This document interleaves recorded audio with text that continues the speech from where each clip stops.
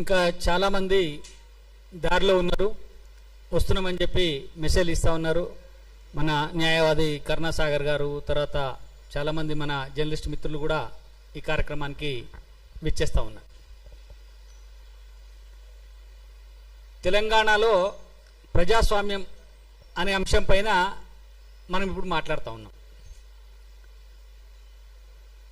దీన్ని Telangana journalist union ఇట్రండి, ఇక్కడ seat ఉంది, రండి బ్రదర్, ఇట్రండి. తెలంగాణ జర్నలిస్ట్ యూనియన్ వైపు నుంచి దీన్ని ఆర్గనైజ్ చేయాలని చెప్పి అనుకొని ఆర్గనైజ్ చేస్తూ ఉన్నాం. మొదటి నుంచి తెలంగాణ జర్నలిస్ట్ యూనియన్గా మేము జాతీయవాద భావజాలంతో జాతీయవాదాన్ని జనంలోకి తీసుకుపోవడం, మీడియాలో తీసుకుపోవడం, మీడియాలో ఉండే జాతీయవాదుల్ని ఐక్యం చేసేటువంటి కార్యక్రమంలో ఉన్నాం. అట్లని మేము తెలంగాణ ఉద్యమంలో లేమని కాదు. తెలంగాణ ఉద్యమంలో దాదాపుగా ఇప్పుడు మాట్లాడుతున్న వాళ్ళందరికంటే 1000% ఎక్కువ తెలంగాణ ఉద్యమంలో పాల్గొన్నటువంటి జర్నలిస్టులు మేము మా తెలంగాణ జర్నలిస్ట్ యూనియన్. బహుశా ఇప్పుడు మాట్లాడేటువంటి వాళ్ళందరిది హైదరాబాద్లోనో చుట్టుపక్కల కేసులు అయి ఉండొచ్చు. కానీ తెలంగాణ జర్నలిస్ట్ యూనియన్ వైపు నుంచి మేము కర్ణాటకలో ఇప్పటి ఏఐసిసి అధ్యక్షులు, అప్పుడు కేంద్ర మంత్రివర్యులు వారిని నిలదీసి తెలంగాణ ఎందుకు ఇవ్వదు, కాంగ్రెస్ పార్టీ కేంద్ర ప్రభుత్వం ఎందుకు ఇవ్వదని చెప్పి నిలదీసి కొట్లాడినటువంటి సంఘం తెలంగాణ జర్నలిస్ట్ యూనియన్. నువ్వు కూర్చో సార్, వస్తా ఇక్కడ సార్, రండి మీరు. లేదు నేను కంటిన్యూ చేస్తాను, మీరు కూర్చోండి, మీరు కూర్చోండి.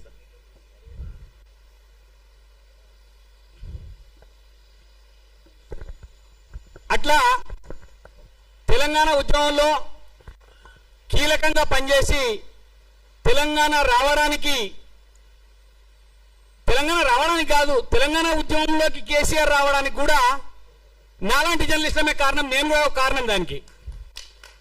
ఇలా వీళ్ళు గొప్పగా మేము తెలంగాణ వాదం అని చెప్పుకుంటున్నటువంటి వ్యక్తులు బహుశా అప్పుడు అడవుల్లో ఉన్న అన్నలకు ఉత్తరాలు చిట్టీలు అందించుకుంటూ ఉన్నటువంటి వ్యక్తులు తప్ప ఉద్యమంలో ఉన్నటువంటి వ్యక్తులు కాదు. ఆ చిట్టీలు అందించే కార్యక్రమానికి భగ్నం జరగకుండా తెలంగాణ ముసుగేసుకున్నటువంటి నాయకులు, తెలంగాణ ఉద్యమం ముసుగేసుకున్నటువంటి నాయకులు ఇప్పుడు కొంతమంది చెప్తున్నటువంటి జర్నలిస్టులు. కాబట్టి తెలంగాణ అంటేనే ప్రజాస్వామ్యబద్ధంగా కొట్లాడినటువంటి ఒక పోరాటం తెలంగాణ. మరి తెలంగాణ సాధించుకున్న తర్వాత తెలంగాణలో ప్రజాస్వామ్యం ఉన్నదా? ప్రజాస్వామ్యం అంటే ఏంటి? ప్రజాస్వామ్యం ఉండాలంటే ఏం చేయాలి? మాటికి ముందు మైక్ పట్టుకొని కొందరు మాట్లాడుతూ ఉంటారు, భావ ప్రకటన స్వేచ్ఛ, పత్రికా స్వేచ్ఛ, వాక్ స్వాతంత్రం అనేటువంటి మాటల్ని మాట్లాడుతూ ఉన్నారు. వాక్ స్వాతంత్రం కానీ, పత్రికా స్వేచ్ఛ కానీ, భావ ప్రకటన స్వేచ్ఛ కానీ తెలంగాణలో అందరికీ ఉంటుందా? తెలంగాణలో కొందరికే ఉంటుందా? తెలంగాణకి ఏమన్నా చుట్టూ ముళ్ళ కంచెలు వేసుకున్నామా మనం? తెలంగాణ ఏమన్నా భారతదేశంలో లేకుండా వేరే ప్రాంతంలో ఏమన్నా ఉన్నదా? తెలంగాణలోకి ఎవడన్నా రావాలంటే ఈ కాంగ్రెస్ పార్టీ ప్రభుత్వమో లేకపోతే ఈ కాంగ్రెస్ పార్టీ ప్రభుత్వ అనుమతితో తీసుకొని రావాల్సినటువంటి అవసరం ఉన్నదా? ఎందుకు తెలంగాణలో ఈ రకమైనటువంటి కార్యక్రమాలు లేదా ఉద్రిక్త వాతావరణాన్ని సృష్టించేటువంటి ప్రయత్నాలు జరుగుతూ ఉన్నాయి? మిత్రులు, నేను ఒక 10 నిమిషాలు సమయం తీసుకుంటా, కొన్ని చాలా విషయాలు చెప్పాల్సినటువంటి అవసరం ఉన్నది. ఈరోజు రేపు సర్ అనేటువంటి ఒక కార్యక్రమం కూడా మనం రాబోతా ఉన్నది మన దగ్గర. దాని ఉద్దేశం ఏంది? వాస్తవమైనటువంటి ఓటర్లను ఓటర్ల జాబితాలో ఉంచాలా, వాస్తవం కానటువంటి ఎవరైనా ఓటర్లు ఉంటే వాళ్ళని ఓటర్ల జాబితాల నుంచి తొలగించాలా. దీని మీద కూడా కొట్లాడుతున్నది తప్పు అంటున్నారు. సరే, తప్ప రైట్ అనేది వదిలేద్దాం కొద్దిసేపు. తెలంగాణలో, మన హైదరాబాద్లో, మన పాత బస్తీలో ఆధార్ కార్డు సృష్టించుకున్నటువంటి రోహింగ్యాలకు అనుమతి ఉంటుంది. కానీ ఆధార్ కార్డు సృష్టించుకొని ఓటర్ లిస్టులో ఓటర్ రాయించుకొని ఇక్కడ ప్రజలను దోపిడీ చేసి ఇక్కడ ప్రజలపైన దౌర్జన్యం చేసేటువంటి రోహింగ్యాలకు ఇక్కడ అనుమతి ఉంటుంది. వాళ్ళ గురించి ఎవరు మాట్లాడరు. కానీ పక్క రాష్ట్రం వాళ్ళు లేకపోతే ఇతర రాష్ట్రం వాళ్ళు వచ్చి ఇక్కడ మాట్లాడతామంటే ఎందుకు ఇబ్బంది కలుగుతా ఉన్నది? ఎందుకు నొప్పి కలుగుతా ఉన్నది, ఎందుకని చెప్పి అనుమతులు ఇవ్వకుండా ఇబ్బందులు పెడతా ఉన్నారనే దానిపైనే ప్రధానమైనటువంటి చర్చ. ప్రజాస్వామ్యం అంటే ఏంది? ప్రజాస్వామ్యం అంటే తెలంగాణలో ఉండే లేదా భారతదేశంలో ఉండే రాజ్యాంగం, భారతదేశం అంతా ఒకటే, రాజ్యాంగం ప్రకారం కల్పించినటువంటి హక్కులు అన్ని. కాబట్టి రాజ్యాంగం గురించి మాట్లాడితే భారతదేశంలో రాజ్యాంగం భారతదేశంలో అన్ని ప్రాంతాలకు ఒకే రకంగా వర్తిస్తుంది. మరి రాజ్యాంగాన్ని రోజు చేతిలో పట్టుకొని తిరుగుతున్నటువంటి నాయకుడు, ఆ నాయకుడి నాయకత్వంలో ఉన్న పార్టీ ప్రభుత్వం ఇక్కడ ఉన్నది. మరి ఆయననేమో రోజు రాజ్యాంగం చేతిలో పట్టుకొని తిరుగుతాడు, ఇక్కడనేమో రాజ్యాంగానికి తూట్లు పరుస్తుంది ఆ ప్రభుత్వం. భావ ప్రకటన స్వేచ్ఛకు బద్దలు కొడుతుంది, సమావేశం పెట్టుకోవడానికి అనుమతి ఇవ్వదు. అది పోను ఆ ప్రభుత్వంలో ఉన్న మంత్రులు ఎవనయ్యే జాగిరి ఎట్లొస్తావో చూస్తా అంటారు. ఏందిది అంటే నీవు నీ రాజ్యాంగాన్ని పుస్తకాన్ని పట్టుకొని కేవలం షో అప్ చేస్తా ఉన్నావు తప్ప రాజ్యాంగంలో ఉండబడేటువంటి విధానాల్ని, రాజ్యాంగంలో ఉండబడేటువంటి అంశాలని నువ్వు పట్టించుకోవట్లేదు. నువ్వు కానీ నీ పార్టీ కానీ నీ పార్టీ ప్రభుత్వం కానీ పట్టించుకోవట్లేదు అనేది స్పష్టమైతా ఉన్నది. తర్వాత ఇంకొక పార్టీ ఉన్నది, 2.5 సంవత్సరాల అధికారానికి దూరం అయితే తెలంగాణను కాలబెట్టమని చెప్తున్నారు, రైలు పట్టాలు పీకేయమని చెప్తున్నారు, ఆ సింగరేణి భవన్ని కాలబెట్టునని చెప్తున్నారు. డబ్బుల కోసం, ఇందులో స్పష్టంగా చెప్పాలి, డబ్బుల కోసం అవసరమైతే కాలబెట్టండి, డబ్బులు ఎట్లా రావు వస్తామని చెప్పి ప్రజల్ని రెచ్చగొడుతున్నటువంటి పని కూడా ఇక్కడ జరుగుతూ ఉన్నది. అంటే ఈ రెండు, మేమే తెలంగాణ తెచ్చినామని చెప్పుకునేటోడు ఒకడు, మేమే తెలంగాణ ఇచ్చినామని చెప్పేటోడు ఒకడు. ఇంట్లో ప్రజల భాగస్వామ్యం లేనట్టే, ఇంకా ఇవ్వంది లేదు, వాడు ఇచ్చిండు వీడు తెచ్చుకున్నాడు. ఈ మాటలు చెప్తున్నటువంటి ఈ రెండు పార్టీలు కూడా ప్రజాస్వామ్యానికి వ్యతిరేకంగా పనిచేస్తున్నాయని చెప్పి ఈ రెండు స్టేట్మెంట్ల ద్వారా రుజువైంది. కాబట్టి తెలంగాణలో ప్రజాస్వామ్యాన్ని బతికించుకోవడం కోసం, తెలంగాణ ప్రజాస్వామ్యాన్ని నిలబెట్టడం కోసం, తెలంగాణలో భావ ప్రకటన స్వేచ్ఛ ఉండడం కోసం ఇవాళ ఒక ప్రయత్నం తెలంగాణ జర్నలిస్ట్ యూనియన్ చేస్తూ ఉన్నది. కొందరు మాట్లాడుతున్నారు, మాట అంటే మతోన్మాదం అంటారు, భారత్ మాతాకి జయ అంటే మతోన్మాదం అంటారు, వందే మాతరం అంటే మతోన్మాదం అంటారు, అయి భారతదేశం మనదిరా బాబు అంటే మతోన్మాదం అంటారు. కానీ వాళ్ళు మాత్రం కులోన్మాదాన్ని, ప్రాంతీయోన్మాదాన్ని, ఇతరత్ర ఉన్మాదాలను అన్నింటినీ రెచ్చగొట్టి సమాజంలో శాంతి లేకుండా చేసేటువంటి ఒక ప్రయత్నం కొనసాగుతున్నది. దీన్ని మనం ఒక కంట కనిపెట్టాలా, వాళ్ళ ఉచ్చులో మనం పడాల్సినటువంటి అవసరం లేదు అనేటువంటి ఒక భావన, ఒక అంశాన్ని కూడా మనం తీసుకోవాల్సినటువంటి అవసరం ఉన్నది. మరి అంశం లేదు, అందులో పనుల ఉచ్చులో పడొద్దు అంటే మాట్లాడుకోకుండా ఊకమ్మని కాదు. బహుశా నేను మాట్లాడుతుంటే మీ అందరికి అర్థమైంటుంది, ఏ ఒక్కరి పేరు కూడా మనం తీసుకోవాల్సిన అవసరం లేదు. మనం పేరు తీసుకుంటే వానికి బలం వస్తుంది. మనం ఎవడి పేరైనా ఉచ్చరిస్తే ఆ పేరుకు బలం వస్తుంది, ప్రచారం వస్తుంది, వాడు కూడా అదే కోరుకుంటున్నాడు. కాబట్టి అలాంటివి కాకుండా ఖచ్చితమైనటువంటి ప్రజాస్వామ్య పరిరక్షణ కోసం అప్పుడు తెలంగాణ ఉద్యమంలో కొట్లాడినాము తెలంగాణ జర్నలిస్టులుగా, అప్పుడు తెలంగాణ జర్నలిస్టులుగా అన్ని వర్గాల వారిని ఏకం చేసినాం. నా వేదిక మీద గద్దరు, విమలక్క, బండారు దత్తాత్రేయ గారు, కిషన్ రెడ్డి గారు, కోదండరామ్ గారు, ఇట్లా సిద్ధాంతాలతో సంబంధం లేకుండా తెలంగాణ ఉద్యమకారులందరినీ ఒక్కటి చేసినటువంటి ఘనత, అన్నట్టు ఉద్యమంలో పాల్గొన్నటువంటి ఘనత తెలంగాణ జర్నలిస్ట్ యూనియన్ది. ఈరోజు పుష్కర కాలం తర్వాత ఇలా మళ్ళీ తెలంగాణ గుండెకు, తెలంగాణ హృదయానికి కొందరు గాయం చేస్తా ఉన్నారు. తెలంగాణ అనేటువంటి మాటని ఒక సంకుచిత భావంతో చూస్తా ఉన్నారు. తెలంగాణ అనేటువంటి పదాన్ని కొందరు మాత్రమే ఉచ్చరించాలా, మిగతా వాళ్ళు ఉచ్చరించడానికి వీల్లేదు అనేటువంటి ఫాత్వాలు జారీ చేస్తా ఉన్నారు. వీటి వెనుక మళ్ళీ ఒకసారి గందరగోళం చేసేటువంటి ఒక పెద్ద కుట్ర దాగి ఉన్నటువంటి విషయాన్ని తెలంగాణ జర్నలిస్ట్ యూనియన్ గా మేము గ్రహించినాము. కాబట్టి ఈ కుట్రను భగ్నం చేయాల్సినటువంటి అవసరం ఉన్నది. తెలంగాణ ప్రజానీకానికి నిజాలను బద్దలు కొట్టి మనం చెప్పాల్సినటువంటి అవసరం ఉన్నది. కాబట్టి మనం ఈరోజు ఈ సమావేశాన్ని పెట్టుకొని మొత్తం మన భావాలతో కలిగినటువంటి వాళ్ళందరినీ పిలిచి ఒకసారి మాట్లాడుకుందామని చెప్పి ఒక ప్రయత్నం చేసినాం. ఈ ప్రయత్నంలో దాదాపుగా మనం పిలిచినప్పుడు తెలంగాణలో ఇలా కొట్లాడినటువంటి వ్యక్తి లేనేలేడు, తెలంగాణ కోసం కొట్లాడినటువంటి వ్యక్తి లేనేలేడు తెలంగాణలో. అది ఎవరన్నా ఉన్నారంటే వాడు ఎంఐఎం వాడు, వాడు సిపిఎం పార్టీడు. వాళ్ళిద్దరిని సంకల పెట్టుకొని, ఆ ఎంఐఎంని ఆ సిపిఎం పార్టీని సంకల పెట్టుకొని ఇవాళ తెలంగాణ గురించి మాట్లాడుతున్నటువంటి మూర్ఖులకు ఏం సమాధానిస్తాం?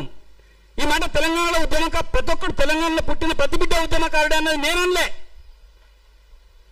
2012లో తెలంగాణ జర్నలిస్టులను స్థాపించిన తర్వాత నేను బెంగళూరులో మల్లికార్జున ఖర్గే కేంద్ర మంత్రిని గిరావు చేస్తే అక్కడ మమ్మల్ని అరెస్ట్ చేసిండ్రు.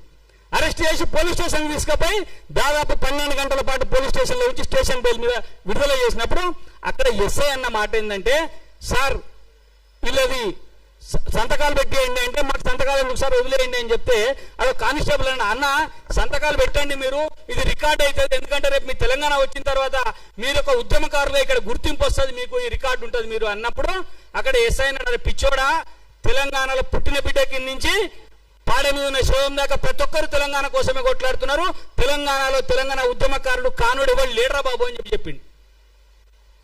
అంటే అర్థం చేసుకోండి మీరు, తెలంగాణలో ప్రతి ఒక్క సబ్బండ వర్గాలు తెలంగాణ కోసం కొట్లాడినటువంటి వ్యక్తులు ముగ్గురు, ఇద్దరు కూడా కాదు ముగ్గురు అని చెప్తా ఉన్నా. ఎందుకంటా ఉన్నా అంటే, ఒకటి కాంగ్రెస్ పార్టీ ఈ తెలంగాణ తీర్మానం చేయలేదు ఏఐసిసిలో.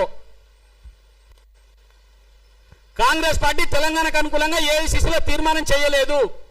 కనీసం ప్రదేశ్ కాంగ్రెస్ పార్టీ కూడా తీర్మానం చేయలేదు. ఎందుకంటే అప్పుడు ఉమ్మడి రాష్ట్రంలో ఉన్నాం, అప్పుడు కూడా ప్రదేశ్ కాంగ్రెస్ కమిటీ కూడా తెలంగాణ కోసం తీర్మానం చేయలేదు. తీర్మానం చేసినటువంటి పార్టీ ఏది, జాతీయ స్థాయి నుంచి గల్లీ నుంచి ఢిల్లీ దాకా అంటాం కదా, గల్లీ నుంచి ఢిల్లీ దాకా తీర్మానం చేసి తెలంగాణతో ముక్తకంఠంగా ఆంధ్రాలో, కర్ణాటకలో, పశ్చిమ బెంగాల్లో ఎక్కడైనా సరే భారతీయ జనతా పార్టీ తెలంగాణ కావాలనేటువంటి డిమాండ్ను పెట్టింది. బీజేపీ గల్లీ నుంచి ఢిల్లీ దాకా తీర్మానాలు చేసి తెలంగాణ కోసం కొట్లాడింది. కాంగ్రెస్ పార్టీ తీర్మానం చేయలే. సిపిఎం పార్టీ తెలంగాణకు వ్యతిరేకంగా తీర్మానం చేసి మేము విశాలాంధ్రాన్ని కోరుకుంటున్నాం, తెలంగాణ మాకు వద్దని చెప్పింది. ఎంఐఎం పార్టీ తెలంగాణ వద్దన్నది, తెలంగాణ వస్తే ఇక్కడ బీజేపీ బలపడుతుంది, హిందుత్వ శక్తులు బలపడతాయి కాబట్టి మేము తెలంగాణను వ్యతిరేకిస్తున్నాం, తెలంగాణ వద్దని చెప్పి ఓపెన్ గా స్టేట్మెంట్ ఇచ్చినటువంటి పార్టీలు 3 ఎంఐఎం, కాంగ్రెస్, సిపిఎం పార్టీలు. మరి ఇలా ఆ ముగ్గురిని సంకలనం పెట్టుకొని, ఆ ముగ్గురిని ముందర కూర్చుని పెట్టుకొని ఇలా తెలంగాణ ఉద్యమానికి వ్యతిరేకంగా పనిచేసినటువంటి వాళ్ళు ఇలా తెలంగాణ అంటే మాదే, మేమే తెలంగాణ కోసం మాట్లాడినామని చెప్పి చెప్తా ఉన్నారు. ఒక ఆయన గొంతెత్తుకొని మాట్లాడుతూ ఉన్నాడు, నేను వామపక్షవాదిని, నేను కమ్యూనిస్టుని అని చెప్పి ఇలా గుర్తొచ్చింది ఆయనకి. ఏది కేసులు అయిన తర్వాత. అంతకుముందు కమ్యూనిస్టులను తిట్టిండు, అంతకుముందు వాళ్ళు కమ్యూనిజమే లేదన్నాడు. ప్రపంచవ్యాప్తంగా కమ్యూనిజం నాశనం అయిపోతుందని చెప్పి వీడియోలో చెప్పినటువంటి ఒక గొప్ప వ్యక్తి ఇలా కేసులైన అనగానే నేను కమ్యూనిస్ట్నే, కమ్యూనిస్టు భావజాలం నాది అని చెప్పి మిగతా మందుని ఎన్కేసుకునేటువంటి ఒక ప్రయత్నం చేస్తా ఉన్నాడు. ఆ మేధావి ఏనాడైనా తెలంగాణకు అనుకూలంగా మాట్లాడిండా? తెలంగాణకు అనుకూలంగా ఏ ఉద్యమంలోనైనా ఉన్నాడా? ఏ ఉద్యమంలో కనిపించిందా? ఆయన అప్పుడు చైర్మన్ గా ఉన్నటువంటి 10 టీవీ ఏనాడైనా తెలంగాణ అంశాలను ప్రజలకు చూపించిందా? ఇది జరగాల్సినటువంటి చర్చ, ఇది జరగాల్సినటువంటి అవసరం ఉన్నది. ఇవాళ ఆయనను ముందర పెట్టుకొని మిగతా ఈ కోతిమూకంతా కూడా చిల్లర ఆడుకునే బ్యాచ్ ఇదంతా. ఈ బ్యాచ్ అంతా ఇలా తెలంగాణను మళ్ళీ ఒక విధ్వంసం వైపు నెట్టేటువంటి ప్రయత్నం చేస్తా ఉన్నారు. దయచేసి ఈ సంపాదించుకున్నటువంటి తెలంగాణను, కొట్లాడి మనం సాధించుకున్నటువంటి తెలంగాణను కాపాడుకోవాల్సినటువంటి బాధ్యత ఈ తెలంగాణ భూమి పుత్రులుగా, తెలంగాణ కోసం కళ్ళగన్న వారిగా, తెలంగాణ కోసం కొట్లాడిన వారిగా, ఈ తెలంగాణను భారతదేశంలో అంతర్భాగం చేసినటువంటి సర్దార్ వల్లభాయ్ పటేల్ వారసులుగా మనం ఈ తెలంగాణను కాపాడుకునేటువంటి అవసరం ఉందని చెప్పి నేను మీ అందరికి విజ్ఞప్తి చేస్తా ఉన్నాను. కాబట్టి తెలంగాణ జర్నలిస్ట్ యూనియన్ ఇలా ఈ అంశాన్ని తీసుకుంది. ఈ అంశాన్ని బహుశా కాకతీయంగానే మేము ఇక్కడ తీసుకున్న సిద్ధు చెప్పిండు, అన్న ఇట్లా మాట్లాడదామని చెప్పి రాత్రే చెప్పిండు. చెప్తే సరే దీన్ని నిర్వహిద్దామని చెప్పి నిర్వహించడం. కానీ దీనికి నేను ఒక స్పష్టమైనటువంటి ఒక ఎండ్ కార్డు కూడా ఇవ్వాలనుకుంటున్నా. ఈ సమావేశాన్ని అన్ని ఉమ్మడి జిల్లాలలో పెడతాం. తెలంగాణలో ప్రజాస్వామ్యం ఉందా లేదా, ప్రజాస్వామ్యం ఉంటే ఎట్లా ఉండాలి తెలంగాణ అనేటువంటి విషయాన్ని తెలియజేయడం కోసం అన్ని ఉమ్మడి జిల్లాలలో కూడా తెలంగాణ జర్నలిస్ట్ యూనియన్ వైపు నుంచి కలిసి వచ్చేటువంటి మనటి అందరి సంఘాలతో కలిసి మరొకసారి మేము ఈ ప్రయత్నం చేస్తామని చెప్పి ఈ సందర్భంగా తెలియజేస్తూ, మరి మా ఆహ్వానాన్ని మన్నించి వచ్చినటువంటి వివిధ సంఘాల నాయకులందరికీ కూడా ఇక్కడ చాలా మంది ఉన్నారు. చాలా పోరాటాలు చేసినటువంటి మురళీ మనోహర్ గారు ఉన్నారు. వారు ఏబీవీపీలో జాతీయ అధ్యక్షుడిగా పనిచేశారు. తెలంగాణ ఉద్యమంలో తెలంగాణ లెక్చరర్లందరినీ ఒక్కటి చేసి తెలంగాణ లెక్చరర్ల ఫోరాన్ని ఏర్పాటు చేశారు. ఏబీవీపీలో ఉంటూ ఒక పెద్ద గర్జన ఏర్పాటు చేసి ఇక్కడ లక్షలాది మందితోటి తెలంగాణ అనేటువంటి అంశాన్ని విద్యార్థుల లోకానికి తెలియజేయడం కోసం పనిచేసినటువంటి మహానుభావులు మురళీ మనోహర్ గారు ఉన్నారు. అట్నే చాలా మంది నాయకులు ఇక్కడ అంతా తెలంగాణ ఉద్యమంలో పనిచేసిన వాళ్ళే ఉన్నారు. వీళ్ళందరూ కూడా మాట్లాడాల్సిన అవసరం ఉంది. కాబట్టి దయచేసి ఈ అంశాన్ని మనం బలంగా తీసుకుపోవాల్సినటువంటి అవసరం ఉన్నది. తెలంగాణ పేరుతోటి జై తెలంగాణ అని మనము అంటాం, జై తెలంగాణ అని ఇంకోటి అంటాడు. కానీ జై తెలంగాణ అని నినాదం వెనుక ఎవరి దగ్గర స్వచ్ఛత ఉన్నదనేటువంటి విషయాన్ని కూడా మనం గమనించుకోవాలి.